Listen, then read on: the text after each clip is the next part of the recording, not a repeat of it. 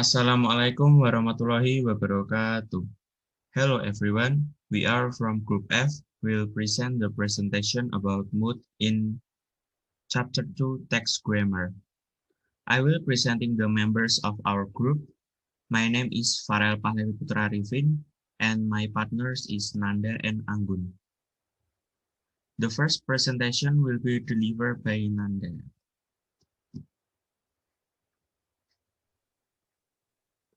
Okay, so I would explain about the material about the clause as an exchange.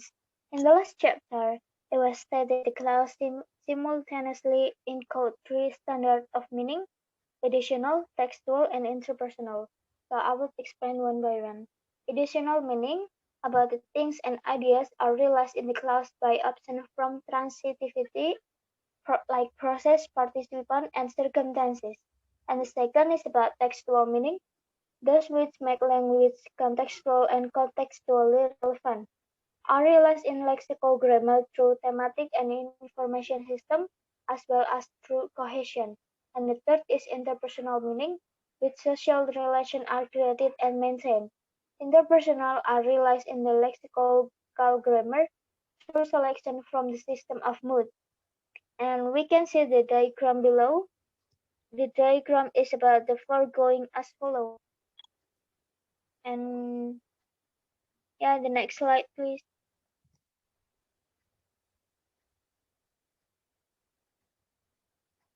So the next is a combination of option.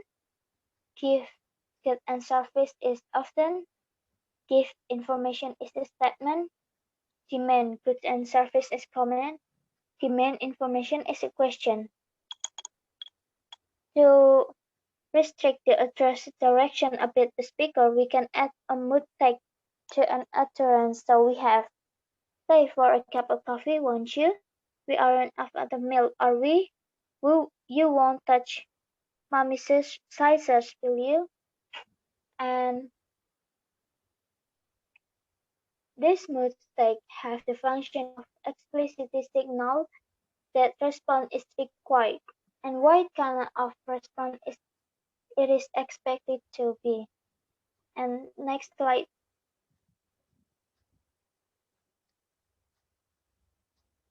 And the next is about mood element.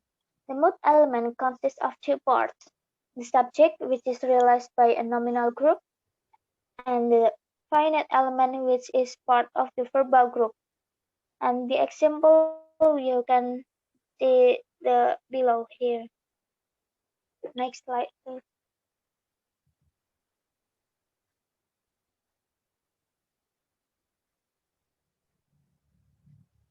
And the next is about finite verbal operation. And in temporal, we have past, present, and future. And in modal, we have low, medium, and high. Sometimes the finite element and lexical verb are fused. This happens when the verbs is in simple past or simple present, active voice, positive polarity, and neutral contrast. The next slide, please.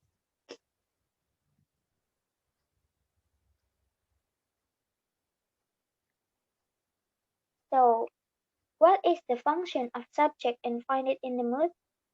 The finite element has the function as of anchoring or locating an exchange with reference to the speakers and making a proposition something that can be argued about. It does it in three ways: through primary tense, modality, and polarity. So I will explain one by one. Primary means past, present, or futures at the moment of speaking. Now is the reference point. Through primary tense, we can argue over when the event did, will, should, and occur.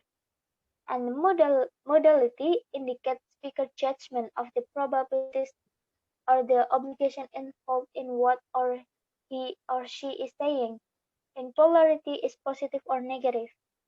And the subject is that upon which the speaker rests his case in the exchange of information, and the one responsible for ensuring that the prescribed action is or is not carried out in the exchange and good service. And yes, the next slide, please.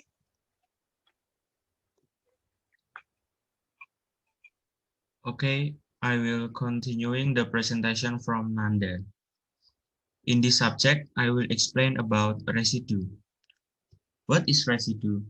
Residue meaning as the exchange of information involves as intangible, verbal commodity and language in the end in itself. In talking about as exchange, so far, we've talked only about the mood element consisting of subject and finite. We shall continue our discussion of mood by turning now to the notion residue. Let us begin the first clause about Henry Ford. You can see in this picture. Henry Ford built his first car in his backyard.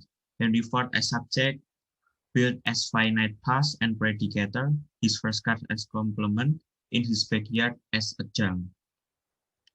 This clause displays a typical patterns of elements in the residue, namely predicator, complements, and adjuncts. We'll look at these elements in turn.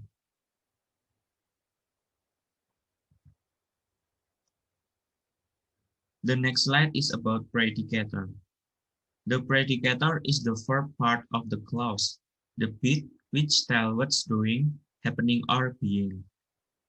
Thus, the predicator have 6 clauses are build, proceed, move, reverse, have been, and start to use. There are also non-finite to plus verb and verb plus ing clauses containing a predicator but no finite element. For example, you can see this picture below.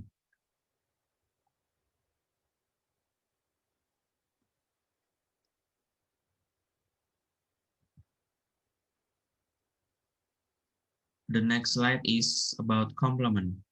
Do you know complement? Complement is the word or words needed to complete meaning. Complements are essential for understanding. The complement answers the question is or had what, to whom, and did to what. Thus, in the examples provided above, the following items are complements. These have the potential to be subject. Here the simple example. Henry Ford built his first car in his backyard. His first car answers the question, did to build what? A kindly neighbor moved his coal supply out of his house. His coal supply answers the question, is or have been what? Or you can see this picture below itself. Complement have a pattern like the picture.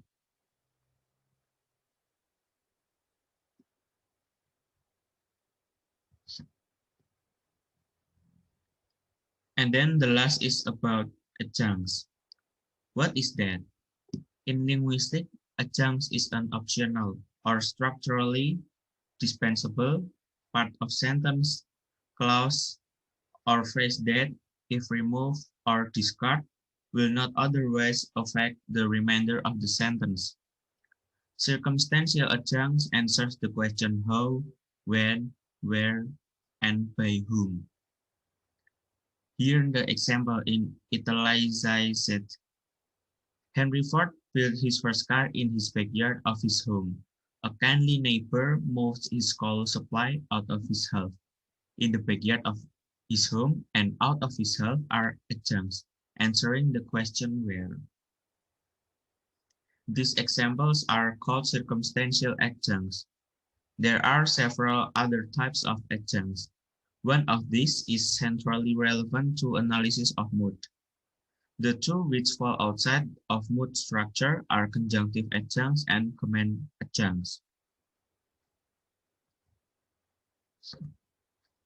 In grammar, we recognize at least 2 types of adjuncts. The first one is conjunctive adjuncts. Conjunctive adjuncts include items such as, for instance, anyway, moreover, meanwhile, therefore, and nevertheless. These conjunctive adjuncts have a textual function and so fall outside of analysis of mood. That's why as, so as, and then in are left unanalyzed. You can see this picture. As the work proceeded so as to give Henry more room. And then the second one is comment adjuncts. Comment adjuncts express the speaker's comment on what he or she is saying. Comment adjuncts include such items as frankly, apparently, hopefully, broadly, speaking, understandably, to my surprise, and etc. They express interpersonal rather than textual meaning, but fall outside of mood residue structure. Hence, unfortunately, in the clause below, is shown as a comment adjunct, and however as a conjunctive adjunct, but neither fall within the mood residue structure. You can see this picture itself.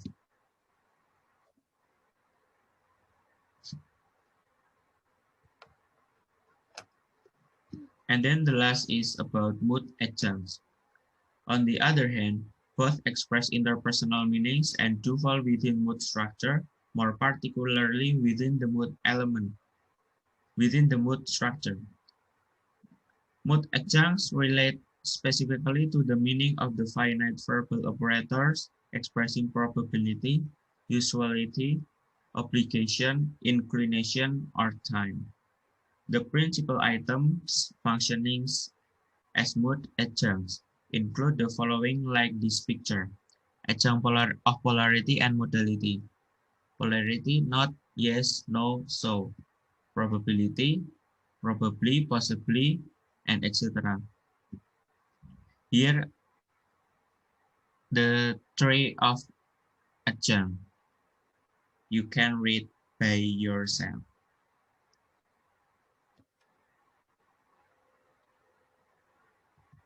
Okay, the next presentation will be presented by Anggun. Okay, in this part, I want to explain about mood type. Mood in English is released by the position in the clause of the subject and finite. Note how these two elements move around, depending on the mood of the example below. Next. Okay, the first one is indicative mood. Indicative mood is released by the features subject, clause, finite. The order of the subject and finite releases declarative and interrogative. The declarative unmarked subject plus finite. You can see the example below. The car had four bicycle wheels, and but here, the next one is the mark, is finite for subject, then come the projection line. The mode in here is the finite for subject, the projection line. Next. Next one is interrogative. So in interrogative one, there are some of them are like polar is yes or no questions. This is finite, the mood is finite plus subject. You can see the example. There are two examples in here. The first one is Henry Ford built his first car in the backyard. The second one is, should I be using unleaded petrol in my car? Okay, the next is WH questions. Querying subject. This is WH or subject spin it. Here there are three examples. You can understand by seeing them. The first example is who built a car in his backyard. The second example is what is that thing?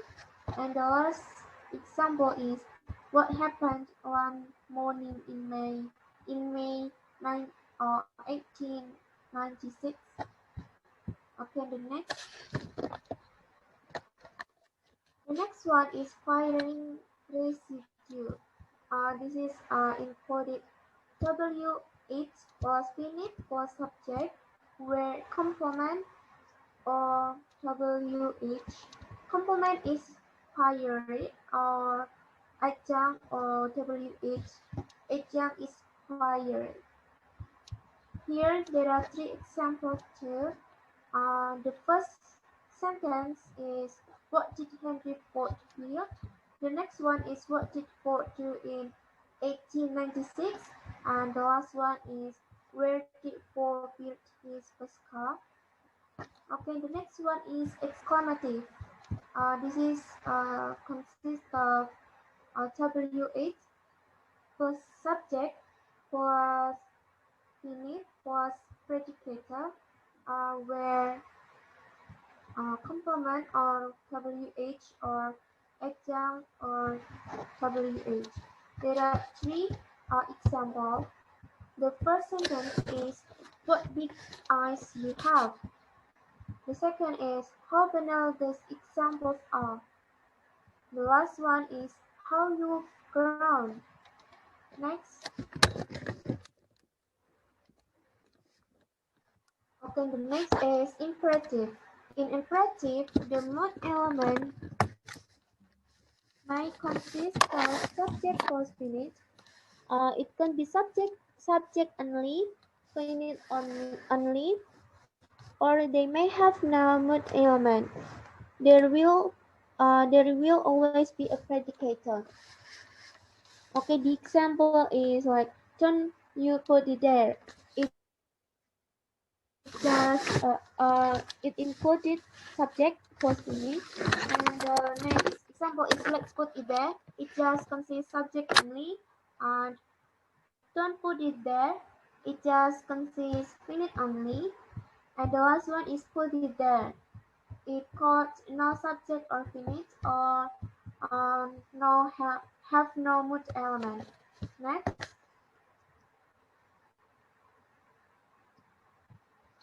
The next one is commands of variable in generalization.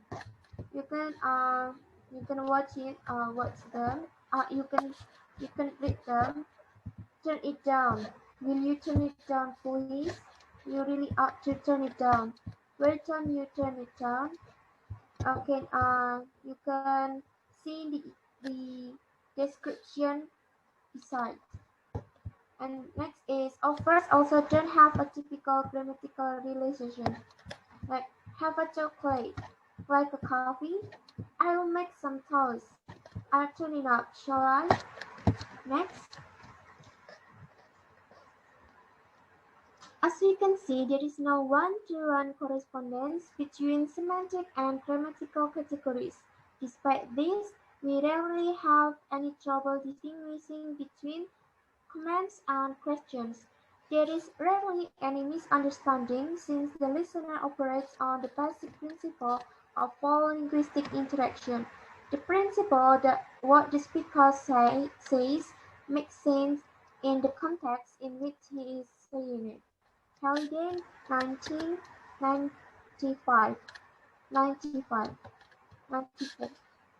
Okay. Next.